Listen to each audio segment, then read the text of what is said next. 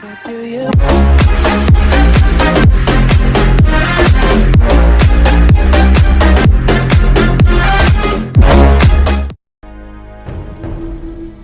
A bounty was put on Grey Wolf's head, and that's how I came to hunt him in the mountains. Mountains so high they tickled the nether regions of heaven.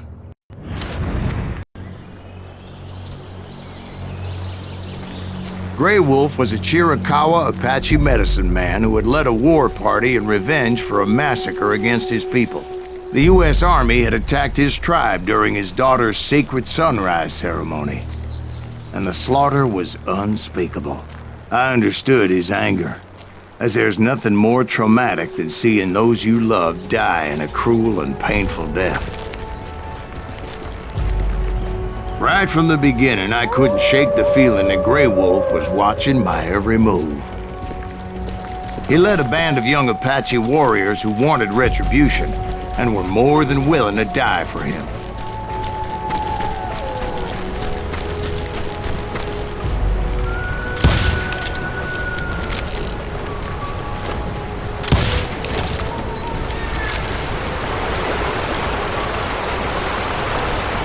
They saw me before I saw them.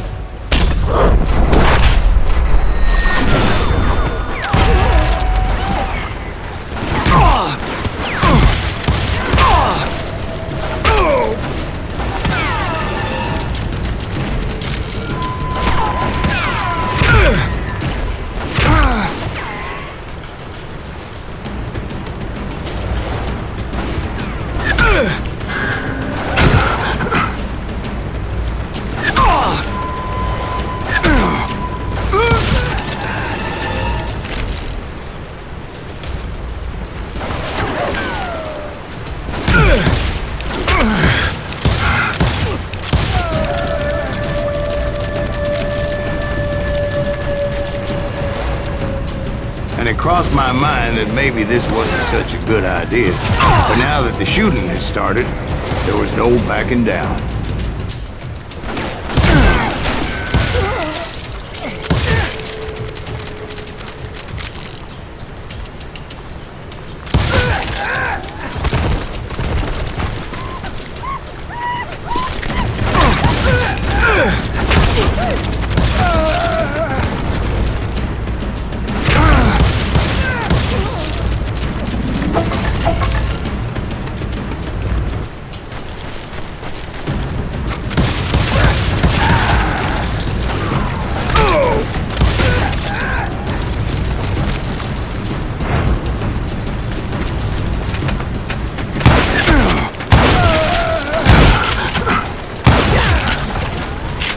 It was rugged country, the winter home of the Chiricahuas, and that's why they had retreated there.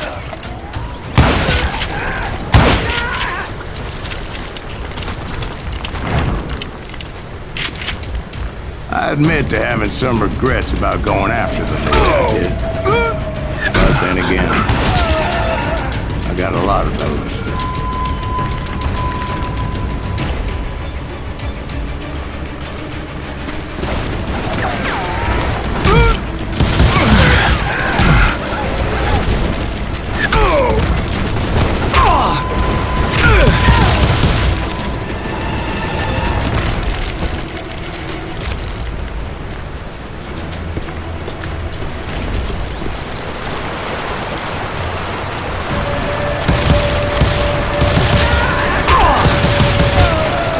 Grey Wolf? Not at that moment, but I did find the entrance to their hideout.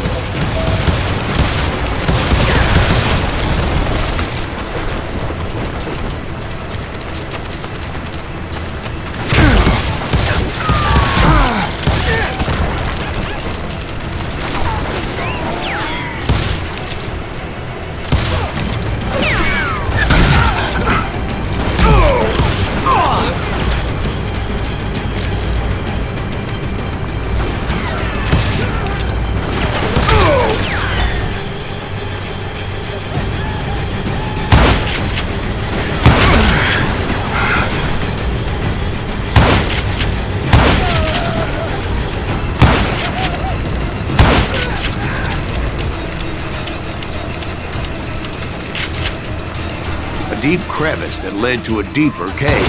Don't tell me you went in there. Yeah, but it's not out of bravery so much as pure, angry cussedness.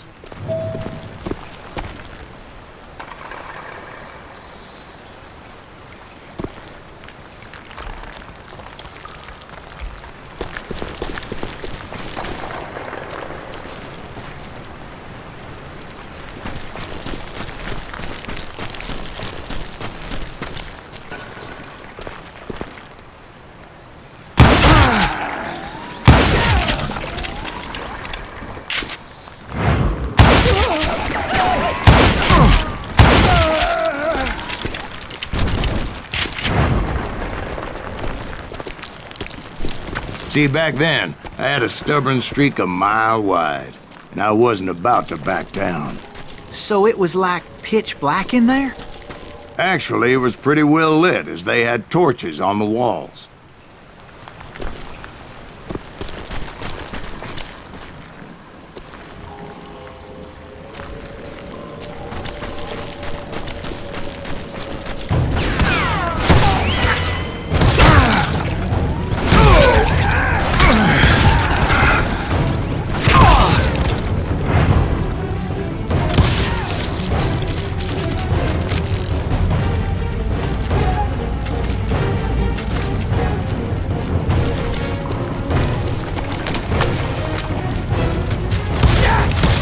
How big was his cave? Big as hell, Ben.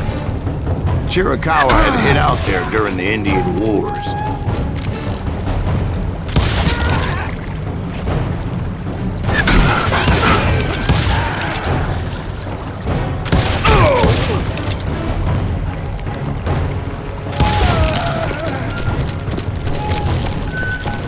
They thought it was haunted with the ghosts of those murdered by the horse soldiers. The cave was haunted with dead Indian ghosts? To be honest, I was more concerned with the live ones than the dead ones.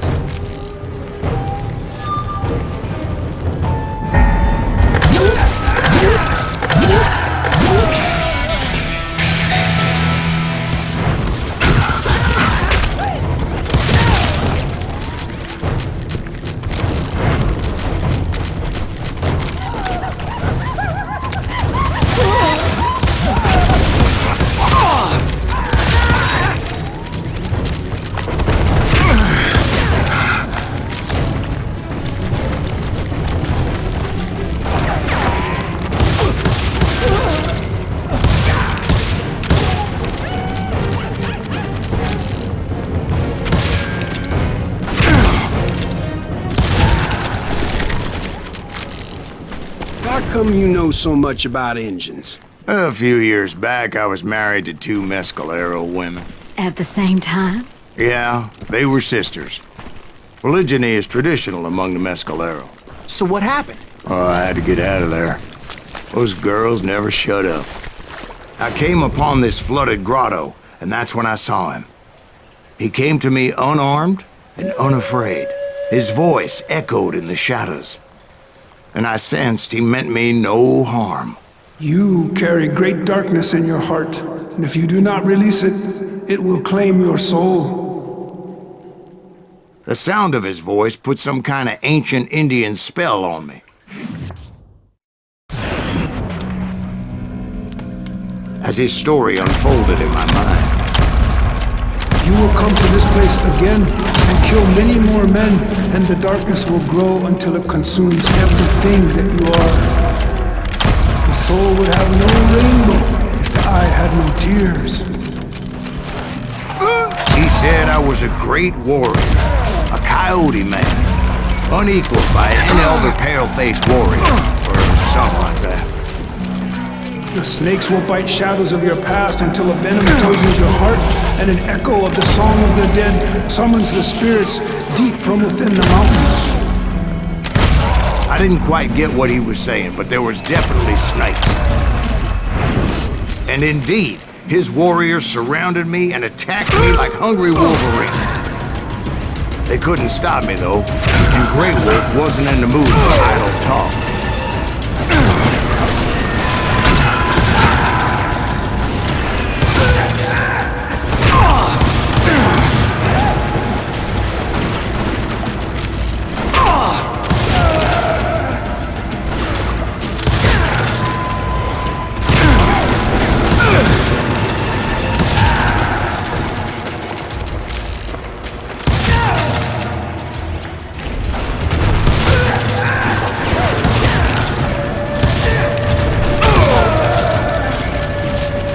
swear I couldn't see any way out of this trap. But suddenly, one just appeared, kind of like a miracle.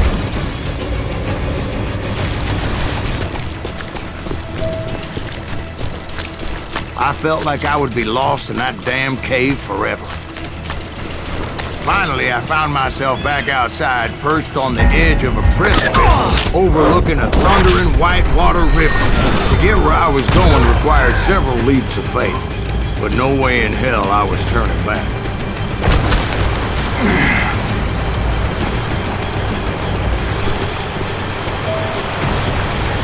I chased after him, determined to make him explain the meaning of all that.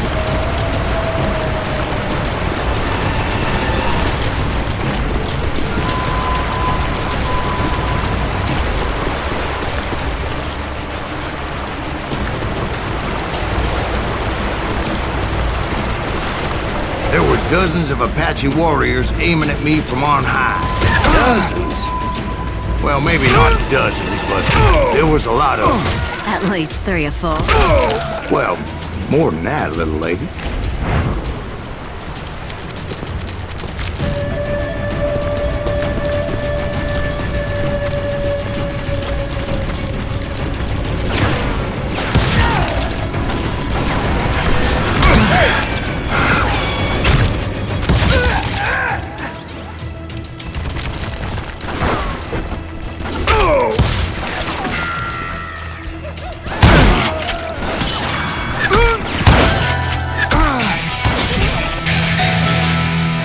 A steep climb up creek ahead of me and scrambled up those rocks like a mountain goat.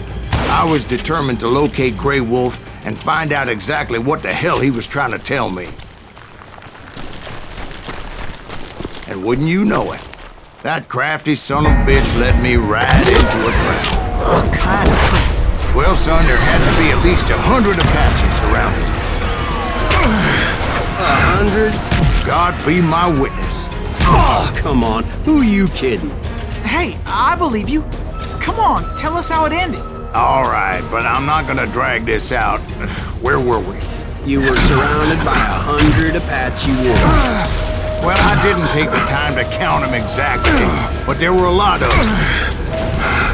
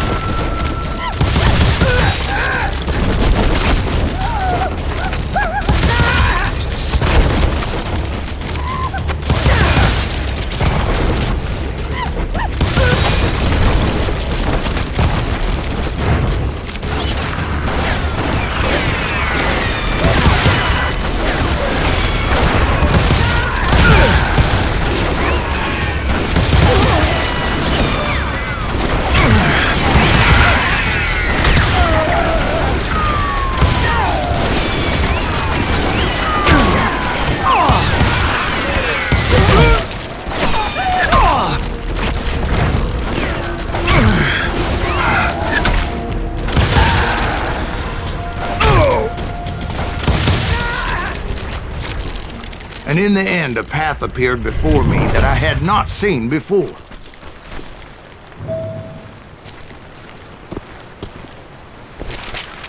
I followed it as I desperately needed to find out what Grey Wolf was trying to tell me.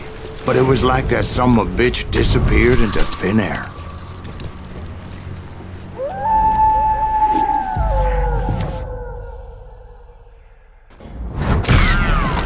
Never did find him. And never did collect my goddamn bounty.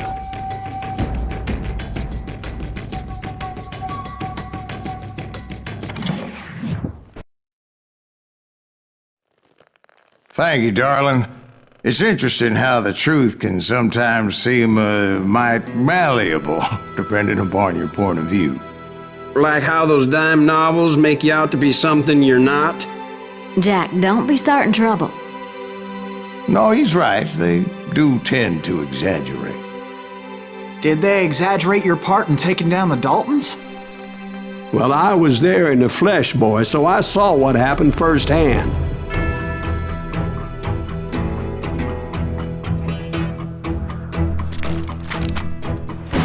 Those Daltons were lawmen once, before they all went bad, robbing banks and trains clear across the territory. Until Coffeeville, of course. I was one of the citizens who took up arms that day. Fighting on the side of the riot? I did my best, sir. We all did.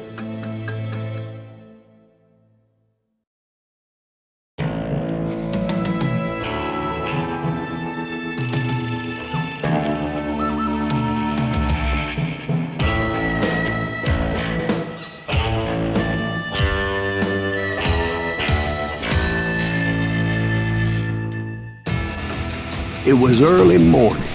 One of my friends was a local gunsmith, and he handed out firearms to anybody who'd take one. You see, the Daltons got it in their heads to rob 2 banks at the same time. 2 banks on the same damn street. Story was Bob Dalton's girl was always writing him about how he had no ambition. Or you're nobody next to Jesse James, she'd say. Finally, the bastard took his brothers to Coffeeville just to shut her up.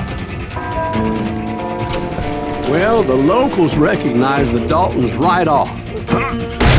Before they could get away, half the town took up arms to defend their property.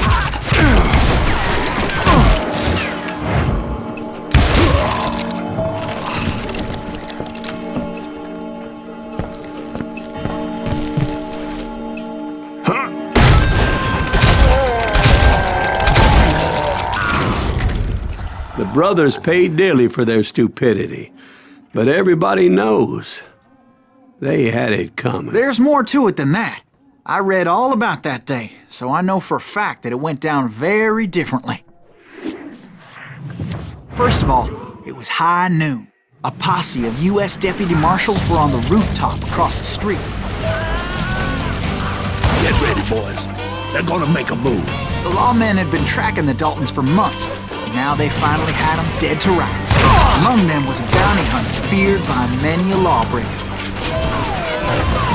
This man had no intention of letting the Daltons slip away. The marshals tried to get the Daltons to surrender. They'll give up eventually. We just gotta wait till sun pitches out. This bounty hunter knew that the brothers were far too proud to ever lay down their guns. I'm gonna shoot you dead! He went in there alone to confront those criminals. One of the marshals shouted, "Where are you going? Are you crazy?" Hey, where do you think you're going, dumbass? That rifle's mine. But he paid him no mind. He saw a way to get around to the back of the bank. Then he figured out how to hit the Daltons from a direction they weren't expecting.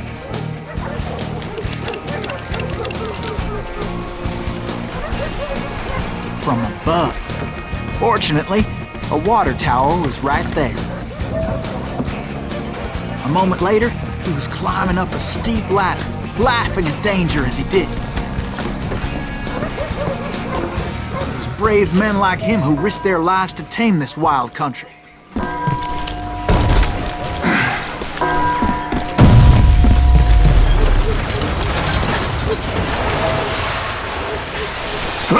We've got company.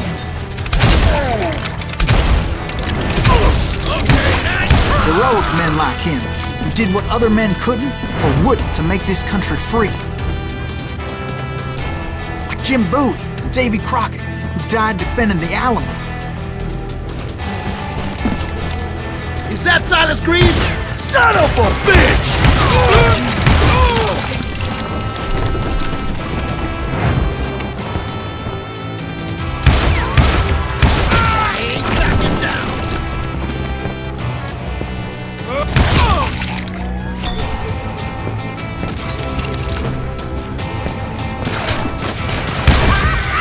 I'm gonna make you pay for that!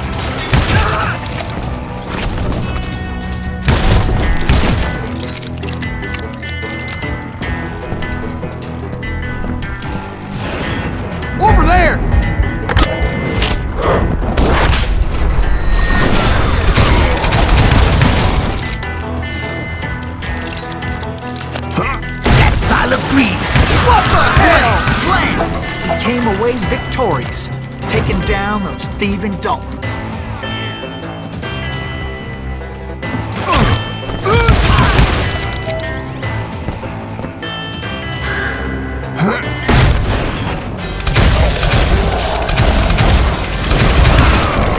His name was Silas Greaves, and when the dust finally settled, he was the last man standing. Sorry, kid, but that just wasn't the way it happened.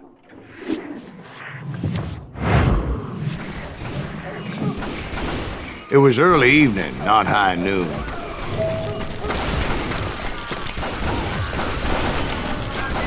The Daltons blew up a safe, and were all set to hightail it out of there. I was late to the party, and Coffeyville was already up in arms.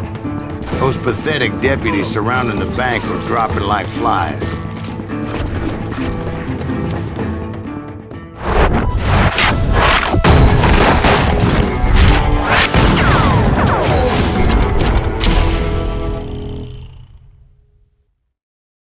I had been tracking those jokers for months, waiting for them to do something reckless. And finally, they did.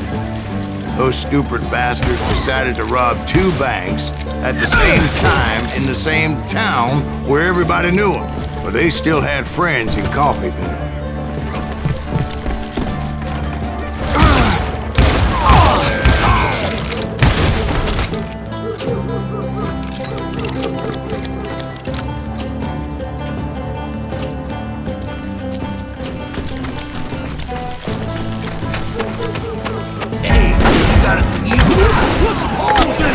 Those friends came after me like a pack of wild dogs, tooth and nail. They were coming at me from all directions.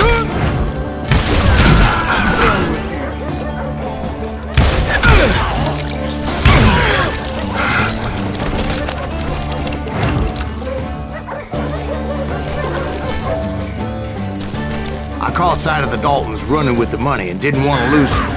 Problem was, they knew the town better than I did. And to top it off, I found myself in the middle of another shootout entirely.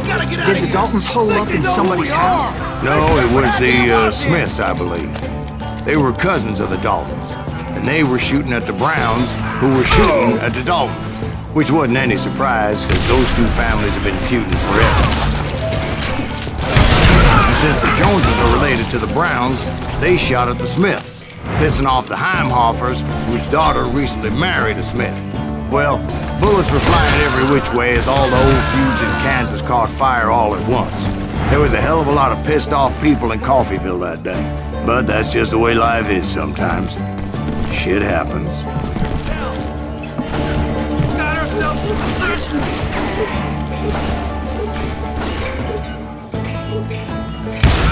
You maniac!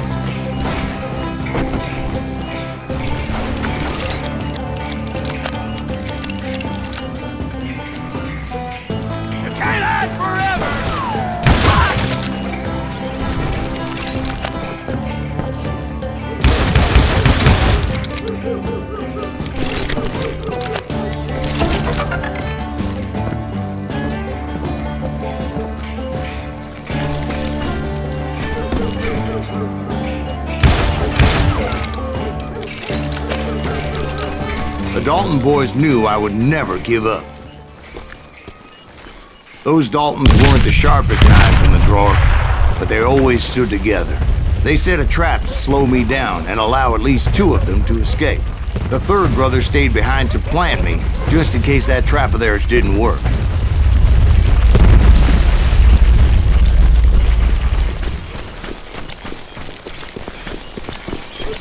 It was Emmett, the youngest, and he decided to stand his ground and face me down. I ain't afraid of you, Silas Greaves. This is where it ends for you. He was determined to protect his brothers. I understood how he felt. Taking me on all by his lonesome wasn't exactly a recipe for a long life. Send you to the bone orchard.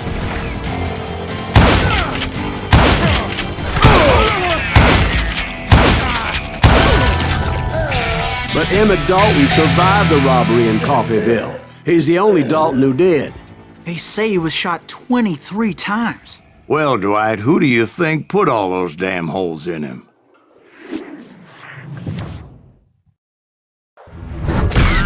But I have to admit, that boy had grit.